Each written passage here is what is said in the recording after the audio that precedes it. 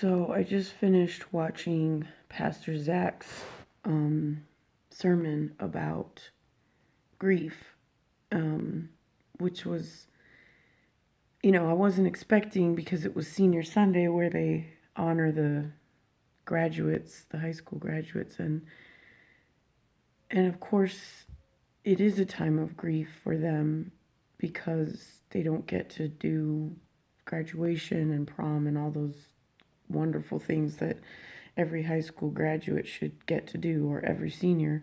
And I just thought his sermon was so good because he talked about how it's okay to grieve, even if your grief is not as bad as someone who's, you know, had a family member die, or someone who's, a doctor in an ER and dealing with what seems so much harder than what you're dealing with.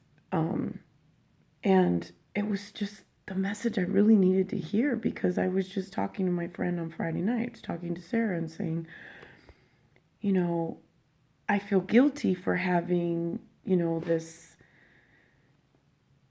grief, I guess is really what I would call it, over this loss of normalcy and not having my kids in school, which initially sounded great. Like I was like, well, I always wanted to homeschool and this is so great. But I realized it wasn't all that great because, they're sharing one computer and they're not necessarily motivated to do all of the schoolwork, and they're missing their friends and just social interaction in general, and they're missing sports, and they're just like really thrive on being active, in sports and PE and just being outdoors and being with kids and running and doing what boys should do. But, really it's enhanced when you're with classmates and peers, and especially in high school, I think that it becomes such a big part of your world. Your life really revolves around sports and, um, you know, those times after school or after practice or games that you're interacting with people your age. And of course, there's all these great things, and he talked about that too, that we should be thankful for what we are learning through the process of grieving or through this dark time. But we should also name the grief and accept that it is difficult, and that we should allow ourselves and give, and have the permission to mourn what we're missing. And he specifically mentioned, like, you know, well, I shouldn't grieve, this. Well, he mentioned like how difficult it is or overwhelming to work from home with all my kids here when some people have lost their jobs. Like that was one thing he mentioned. That people have thoughts like that that keep them, that hold them back from feeling what they need to feel. And it is difficult to maybe, have business calls and work on the computer when your kids are running around and screaming and, all of that. Um, and of course, that's what Damon is experiencing.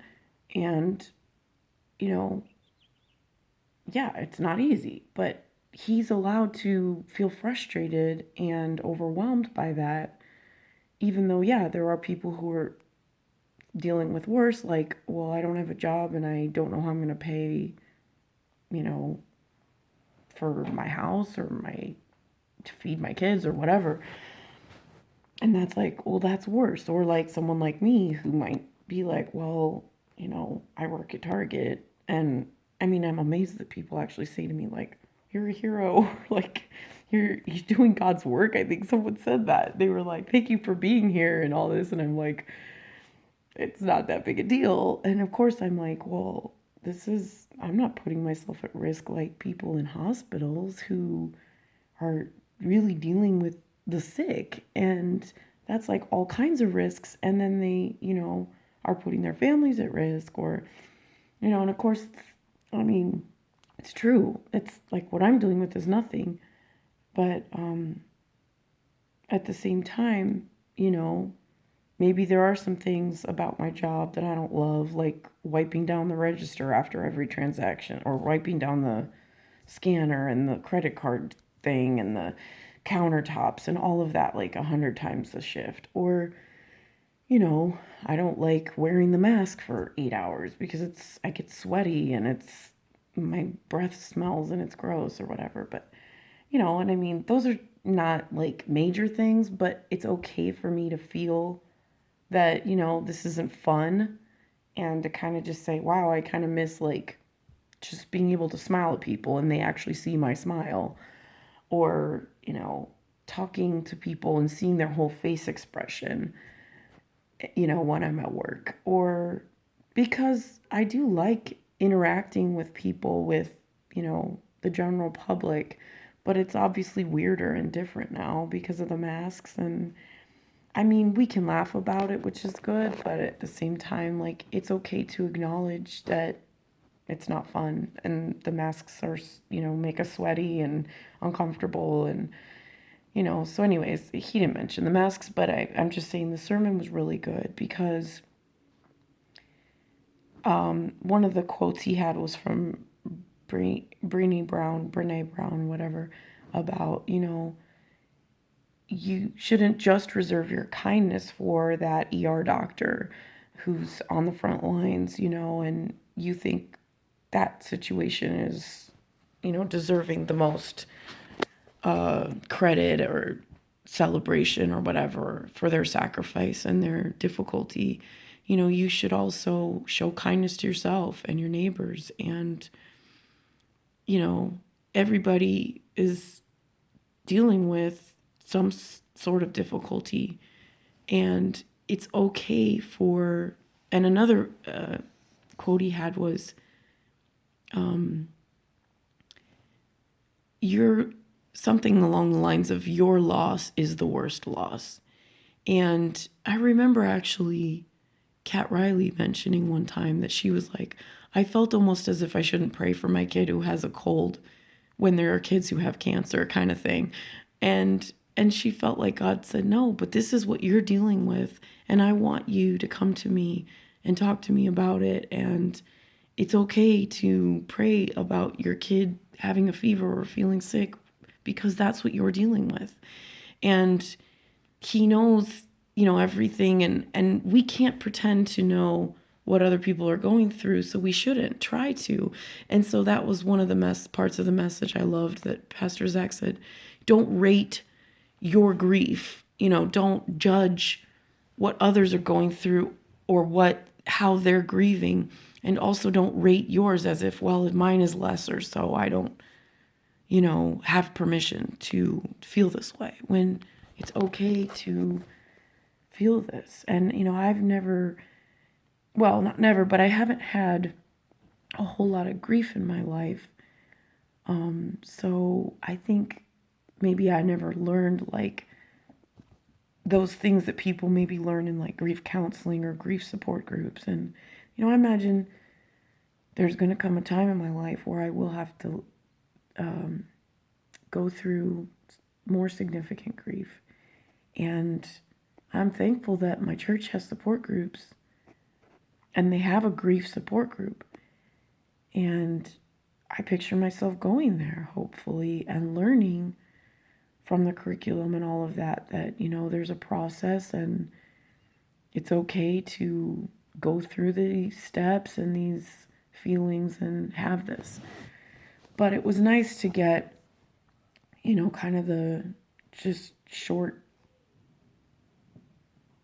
course today. And he mentioned the different stages, I think, of grief or something. And it was good, because I felt like, yeah, grief is part of our life. And this time of grieving over not just people dying and the things that seem the absolute worst, like unemployment,